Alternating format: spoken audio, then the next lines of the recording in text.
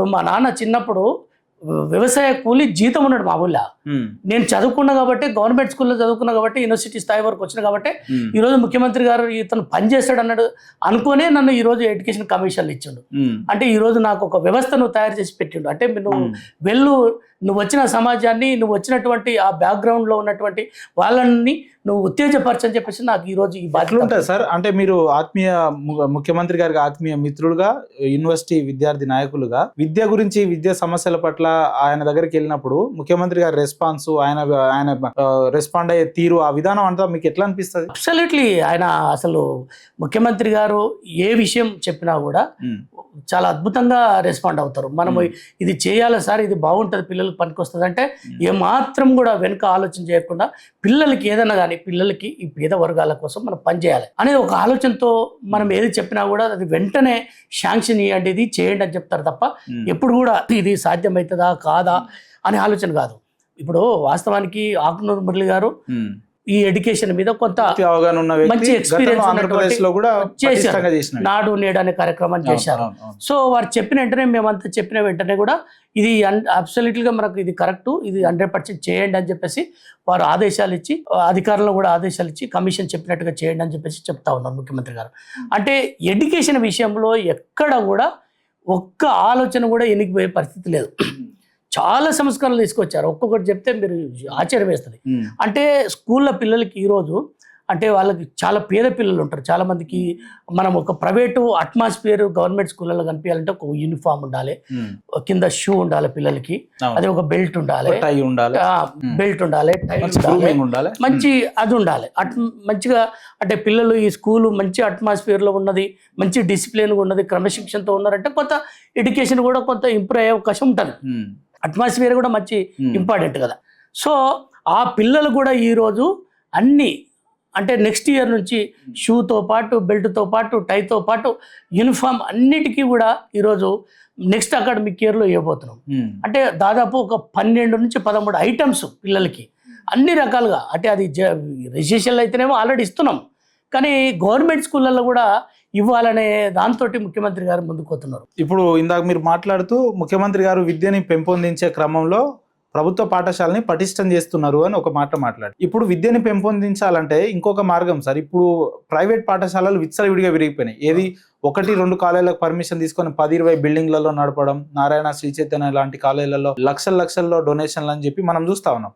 ప్రభుత్వం ఎందుకు ఇలాంటి కాలేజీలలో, ప్రైవేట్ కాలేజీల మీద ఫీజు నియంత్రణ కావచ్చు, లేదంటే ఇలాంటి కార్యక్రమాలు ఎందుకు చేస్తలేదు అని అంటే? మీరు చాలా మంచి క్వశ్చన్ అడిగారు. ఇది కూడా ఎందుకు చెప్తున్నా అంటే, ఎప్పుడైనా కూడా ముఖ్యమంత్రి గారు ఏం ఆలోచిస్తారంటే, మనం ఇప్పుడు నారాయణ, శ్రీ చైతన్య కాలేజీ లాంటి పెద్ద కార్పొరేటివ్ కాలేజీలను మనం కట్టడి చేయాలంటే వాటికి సంబంధించి రకరకాల ఇష్యూస్ ఉంటాయి, మీకు తెలుసు.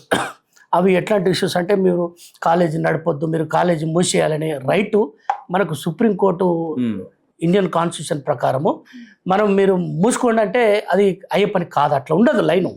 సో ఎవరైనా కాలేజీలు పెట్టుకోవచ్చు. విద్య అనేది వ్యాపారం కాకుండా చూడాలి. విద్య అనేది సర్వీసే. ముఖ్యమంత్రి గారు కూడా గతంలో చెప్పారు, ఎడ్యుకేషన్ అనేది పిల్లలకి సర్వీస్గా ఉండాలి, పిల్లలకు ఉపయోగపడాలి, కానీ కమర్షియల్ కావద్దు, కార్పొరేట్లుగా తయారు కావద్దు, ఇది బిజినెస్ కావద్దు అని చెప్పేసి ముఖ్యమంత్రి గారు చెప్పారు. దాన్ని బట్టి మీరు అర్థం చేసుకోవాలి. ఇక్కడ కూడా లైన్, ఇంతకుముందే చెప్పిన ఇంకో లైన్ ఏంటంటే, ఎప్పుడైనా మనం గవర్నమెంట్ స్కూళ్ళను స్ట్రెంథన్ చేస్తే ఆటోమేటిక్గా అవి పక్కకు పోతాయి. సో ముఖ్యమంత్రి గారు కూడా ఏమంటున్నారంటే, మనము గవర్నమెంట్ ఎడ్యుకేషన్ స్ట్రెంథన్ చేద్దాం, గవర్నమెంట్ స్కూళ్ళను, కాలేజీలను, యూనివర్సిటీలను స్ట్రెంథన్ చేద్దాం, మంచి క్వాలిటీ ఎడ్యుకేషన్ ఇద్దాం. సో అప్పుడు ఖచ్చితంగా ఆటోమేటిక్గా అవి సైడ్కి పోతాయి. ఇప్పుడు ఒక ఊళ్ళో మేము ఆరుట్లలో Telangana public school, government school పెట్టాం. అక్కడ స్ట్రెంత్ దాదాపు 2000 పైన స్ట్రెంత్ ఉన్నారు. 2000 మెంబర్స్ స్ట్రెంత్ వచ్చారు. అక్కడ ఒక ప్రైవేట్ స్కూల్ ఉండే, ఆ ప్రైవేట్ స్కూల్ ఆటోమేటిక్గా వెళ్ళిపోయింది కదా, లేరు అక్కడ, అందరు ఇక్కడ వచ్చేసారు. అంటే అర్థం చేసుకోండి మీరు. అంటే ముఖ్యమంత్రి గారి ఆలోచన ఏంటంటే, మనము గవర్నమెంట్ స్కూళ్ళను, గవర్నమెంట్ కాలేజీలను, గవర్నమెంట్ యూనివర్సిటీలను స్ట్రెంథన్ చేసుకోగలిగితే ఇంకా అట్లాంటి పరిస్థితి ఉండదు. అదే విధంగా ముఖ్యమంత్రి గారు కూడా పదే ఇంకో విషయం కూడా చెప్తారు, పేదలు ఆ ప్రైవేట్ స్కూళ్ళకు పంపించి ₹1000 ఖర్చు పెట్టి, ₹1,00,000 ఖర్చు పెట్టి వాళ్ళ పిల్లల్ని చదివించి వాళ్ళు ఆర్థికంగా ఇబ్బందులు పడే బదులు, బర్డెన్ అయ్యే బదులు ఈ గవర్నమెంట్ స్కూళ్ళకే పంపించి వాళ్ళ యొక్క ఆలోచనని ఇటువైపు మళ్ళించాలి, అందరు గతంలో మనమందరం మేమైతే సరే నీ వయసు ఎంత ఉందో తెలియదు నాకు, కానీ 30+ అంటే మనం కూడా గవర్నమెంట్ స్కూళ్ళలో జెడ్పిహెచ్ఎస్ లో చదువుకొని వచ్చిన వాళ్ళమే. ఆ జెడ్పిహెచ్ఎస్ లో చదువుకొని వచ్చిన వాళ్ళము, రేపు రెసిడెన్షియల్ చదువుకొని వచ్చిన వాళ్ళము. ఆ జెడ్పిహెచ్ఎస్ లో చదువుకుంటే అందరు ఉన్నోళ్ళు లేనోళ్ళు. ఆ రోజు నేను చదువుకునేటప్పుడు నాతో పాటు సంతోష్ అని నా క్లాస్మేట్ వైశ్య, తర్వాత ఒక శ్రీనివాసరెడ్డి అని నాకు చాలా అత్యంత సన్నిహితుడు. అతను నా క్లాస్మేట్స్ అందరం ఒక బెంచ్ లో కూర్చొని మేమంతా పక్కల కూర్చొని చదువుకున్న వాళ్ళం. అంటే ఆ రోజు ఉన్నోళ్ళైన వాళ్ళు, నాది ఆర్థికంగా చాలా ఇబ్బందులు, తినడానికి తిండి లేనటువంటి కుటుంబం నాది. నేను అదే స్కూల్కి పోయినా. అంటే బాగా ఆర్థికంగా బాగుండి వ్యవసాయం బాగుండి ఉన్నోళ్ళు కూడా అక్కడికే వచ్చి చదువుకున్నారు. ఆ రోజు పరిస్థితులు అట్టుండే మనం చదువుకున్నాం. ఈ రోజు ప్రైవేట్ స్కూల్ అన్ని స్ట్రెంత్ అయ్యి పేదోళ్ళు మాత్రమే గవర్నమెంట్ స్కూళ్ళలో పోతారు. కొంచెం నాకు ఆర్థిక వెసులుబాటు ఉంది అనుకున్న వాళ్ళంతా కూడా ఈ రోజు ప్రైవేట్ స్కూల్, ప్రైవేట్ సౌకర్యాలు ఇప్పుడు ఐఐటి అని, జేఈ అని, మెయిన్స్ అని, లేదంటే రకరకాల కోర్సులు మనం చూస్తా ఉన్నాం సార్. లేదంటే ఇదే చైర్మన్ గా ఉన్న ఆకునూరి మురళి సార్ గతంలో నాడు నేడులో ప్రోగ్రామ్ లో ఉన్నప్పుడు ప్రభుత్వ పాఠశాలలో కూడా ఇంగ్లీష్ మీడియం రావాలనేది అక్కడ చెప్పారు. సో ఇప్పుడు ఇలాంటి చర్యలు తీసుకుంటే కూడా ఏమైనా మార్పులు వచ్చే అవకాశం? అందుకోసమే కదా ఇప్పుడు మేము తెలంగాణ పబ్లిక్ స్కూల్ అనేది మొత్తం టోటల్ గా దాంట్లో నీట్ ఉంటది, ఐఐటి ఉంటది, ఎంసెట్ ఉంటది, ఇంగ్లీష్ మీడియమే అంతా, తెలుగు మీడియం ఉండదు. ఇంకా మేము కమిషన్ అయితే చాలా స్ట్రాంగ్ గా మేము ఇంగ్లీష్ మీడియాన్ని మేము ముఖ్యమంత్రి గారి రికమెండేషన్ చేయబోతున్నాం. ఇంగ్లీష్ మీడియమే ఉండాలి. ఇంప్లిమెంట్ కాలేదు, ఇంకా ఇంప్లిమెంట్ అవుతుంది. ఇప్పుడు రిపోర్ట్ సబ్మిట్ చేయలేము, సబ్మిట్ చేయబోతుంది. ఇది ఇంప్లిమెంట్ అయితే అంటే విద్యార్థుల్లో మార్పులు వచ్చే అవకాశం 100%. ఇప్పటికే చాలా మార్పులు వచ్చినాయి, విద్యా వ్యవస్థలో చాలా మార్పులు వచ్చినాయి. ఈ 2.5 సంవత్సరంలో ముఖ్యమంత్రి గారు చేసినటువంటి కృషి వల్ల ఈరోజు చాలా మార్పులు వచ్చినాయి. మా కమిషన్ ఇచ్చేటువంటి రిపోర్ట్లు కూడా చాలా అద్భుతమైనటువంటి మంచి ఆలోచనతో ఉన్నటువంటి రికమెండేషన్స్ ఉన్నాయి. అవి కూడా ఖచ్చితంగా ముఖ్యమంత్రి గారు ఇంప్లిమెంటేషన్ చేస్తారంటే నమ్మకం, విశ్వాసం మాకుంది. ఎందుకంటే ఆయన పేదల పట్ల ఏదైతే కన్సర్న్ ఉందో ముఖ్యమంత్రి గారికి, అవి కూడా ఈ రికమెండేషన్స్ కూడా పేద ప్రజలకు ఉపయోగపడేటువంటి, పేద పిల్లలకు ఉపయోగపడేటువంటి రికమెండేషన్స్ ఉన్నాయి. అందుకోసమే మేమేమంటున్నామంటే ఈరోజు విద్యా కమిషన్ వచ్చిన తర్వాత మేము ఒకవైపు రికమెండేషన్స్ తయారు చేస్తూనే ముఖ్యమంత్రి గారికి, ప్రభుత్వానికి ఇచ్చే ముందు నేను విపరీతంగా కాలేజీలు, స్కూల్స్ తిరుగుతున్నా. అంటే ఈ రికమెండేషన్స్ తో పాటు పిల్లలు అంటే గత 10 years లో బాగా గ్యాప్స్ వచ్చినాయి. ఈ గ్యాప్స్ ఎట్లాంటి క్వాలిటీ ఎడ్యుకేషన్ అనేది పోయింది గవర్నమెంట్ స్కూళ్ళల్లో. అంటే ఎందుకు పోయిందంటే రకరకాల ఇష్యూస్ ఉన్నాయి. ఆ ఇష్యూస్ని మనము ఈ మీడియా ద్వారా చెప్పేంతగా ఉండదు అది. అయితే ఆ గ్యాప్స్ ఏందో నాకు తెలిసిపోయింది. కాబట్టి నేను పిల్లల దగ్గరికి వెళ్తూ, తర్వాత టీచర్ల దగ్గరికి వెళ్తూ, అక్కడ లోకల్లో ఉండేటువంటి రాజకీయ నాయకులను పిలిపించుకొని, ఆ లోకల్ ఉన్నటువంటి ఆ పిల్లల యొక్క పేరెంట్స్ని పిలిపించుకొని, అక్కడ కొంత విద్యాభిమానులు ఉంటే వాళ్ళని కూడా పిలిపించుకొని వాళ్ళందరితో మీటింగ్ పెట్టి ఈ స్కూల్ను స్ట్రెంథెన్ చేయాలి మనము. ముఖ్యమంత్రి గారు ఈ స్కూల్ డెవలప్ చేద్దామంటారు, మీ పాత్ర ఉందా లేదా? మరి ఇలా మీరు దీనికోసం కష్టపడాలి కదా. పేద పిల్లలు ఎట్లా పోవాలి, పేద పిల్లలు చదువుకోవాలి కదా, పేద పిల్లలకు మంచి ఎడ్యుకేషన్ ఇవ్వాలి కదా. అసలు ఎట్లాంటి ఆధారం లేనటువంటి పిల్లలు మాత్రమే గవర్నమెంట్ జెడ్పిహెచ్ఎస్లో, ప్రైమరీ స్కూళ్ళల్లో, గవర్నమెంట్ స్కూళ్ళల్లో ఉన్నారు. కొంచెం మామూలు కూలీ చేసుకుంటాడు కూడా ప్రైవేట్ స్కూళ్ళ వైపు పోదామనే ప్రయత్నం చేస్తూ ఉన్నారు. ఈరోజు గౌరవ ముఖ్యమంత్రి రేవంత్ రెడ్డి గారి ప్రయత్నం వల్ల ఈరోజు ఈ విద్యా సంవత్సరంలో 3 లక్షల మంది పిల్లలు ప్రైవేట్ స్కూళ్ళ నుంచి గవర్నమెంట్ స్కూల్లోకి వచ్చారు. 3 lakhs మార్పు అని అనుకోవచ్చు. అవునా కదా? సో కాబట్టి ఈరోజు మనం చేస్తున్న ఒకవైపు ఏమో పిల్లలు ప్రభుత్వ పాఠశాలలకు వచ్చి చదువుకోవడానికి సిద్ధంగా ఉన్నారు. కానీ యాజ్ ఎ కమిషన్ మెంబర్గా ఈ ప్రశ్న కూడా మీ దగ్గరికి వచ్చే ఉంటుంది.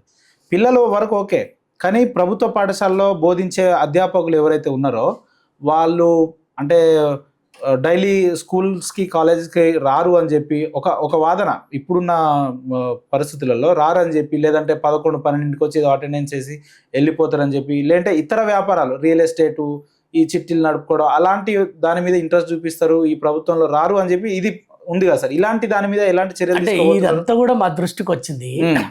చాలా మంది బెస్ట్ ప్రాక్టీసెస్ టీచర్స్ ఉన్నారు, అట్లేం అందరూ మంచిగా పనిచేసే వాళ్ళు కూడా ఉన్నారు. అయితే ఇక్కడ ఒక విషయం చెప్పాలి మీకు. ఈ మధ్యలో చాలా ప్రైవేటు స్కూల్స్, కార్పొరేట్ స్కూల్స్ ఇవన్నీ వచ్చినాయి. వచ్చిన తర్వాత వీళ్ళు ఏం చేస్తున్నారంటే, గవర్నమెంట్ స్కూళ్ళల్లో ఎడ్యుకేషన్ బాగాలేదు, గవర్నమెంట్ టీచర్లు స్కూల్లో రారు, వాళ్ళు వచ్చిన మధ్యలో వెళ్ళిపోతారు, చదువు చెప్తలేరు అని ఎవరు ప్రచారం చేశారు? వీళ్ళు ప్రైవేట్ స్కూల్ ప్రచారం చేశారు. ఇదంతా వాళ్ళ కుట్రే. నేను పదే చెప్తా ఉన్నా, ఎక్కడ పోయినా కూడా ఇది చెప్తున్నా, మన గవర్నమెంట్ టీచర్ల దగ్గర పోయి కూడా చెప్తున్నా, మీ మీద ఇట్లా దుష్ప్రచారం చేస్తున్నారు ప్రైవేట్ వాళ్ళు. దాన్ని ఎవరు అడ్డుకోవాలంటే, అడ్డుకోవడం అంటే ఆ ప్రచారాన్ని అడ్డుకోవాలి మనం అంటే ఏం చేయాలి? మనము మన మీద ఉన్నటువంటి ఆరోపణ కావచ్చు, మన మీద ఉన్నటువంటి నింద కూడా పోవాలంటే మీరు కూడా పనిచేయాలి మంచిగా. ఏదో 1% 2% పని చేయకపోతే వచ్చేటువంటి ఆ యొక్క ఆరోపణ అందరి మీద పడుతుంది.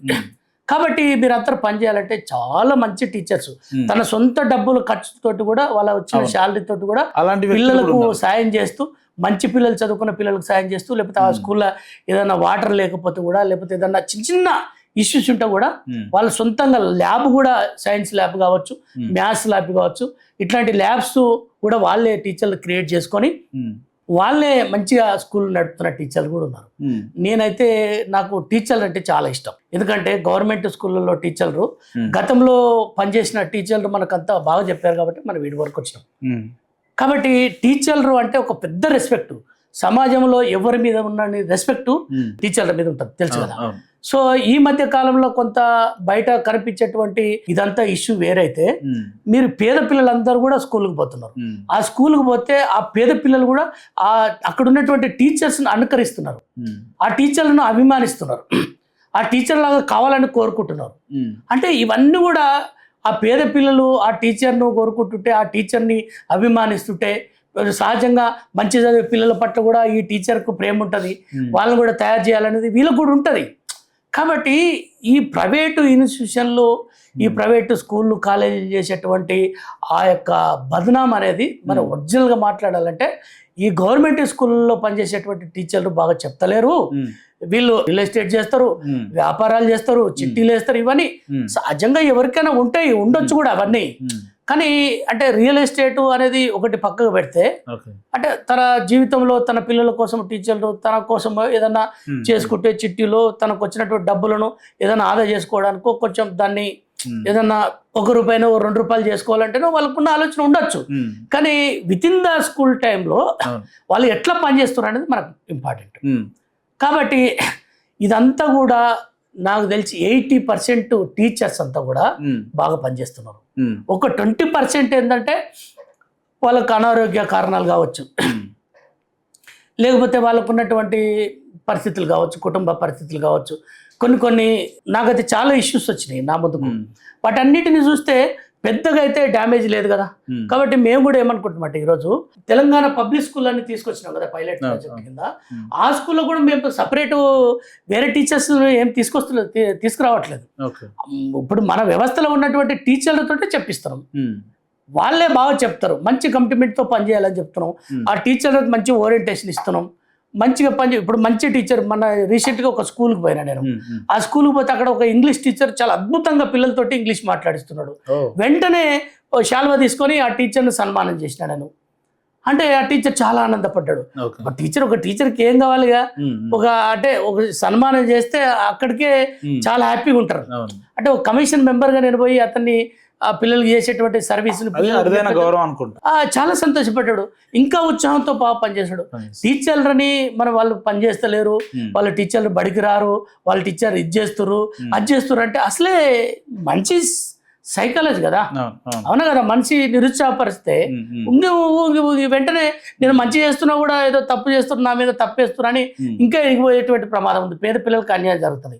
నేను అందుకోసం ఏడిపోయిన టీచర్ నిందించాను. ప్రభుత్వ అధ్యాపకులు ట్రాన్స్ఫర్ల దగ్గర కనో లేదంటే అదో ఇదో చిన్న చిన్న సమస్యలకు మీ దగ్గరికి వస్తుంటారా? ఉన్నది, చాలా మంది వస్తుంటారు నా దగ్గరికి. ఈరోజు మంచి ఇంకో క్వశ్చన్ కూడా మంచిగా మీరు ముందుకు తీసుకురావడం జరిగింది. నేనేమంటానంటే, ఈరోజు గతంలో 10 years ఎడ్యుకేషన్ అంతా కొలాప్స్ అయిపోయిందని చెప్పిన కదా. దానికి వన్ ఆఫ్ ది రీజన్ కూడా ఇదే. అంటే వాళ్ళకి ట్రాన్స్ఫర్స్ లేవు, ప్రమోషన్స్ లేవు. 317 జీవో అని పెట్టి విధ్వంసం చేసాడు.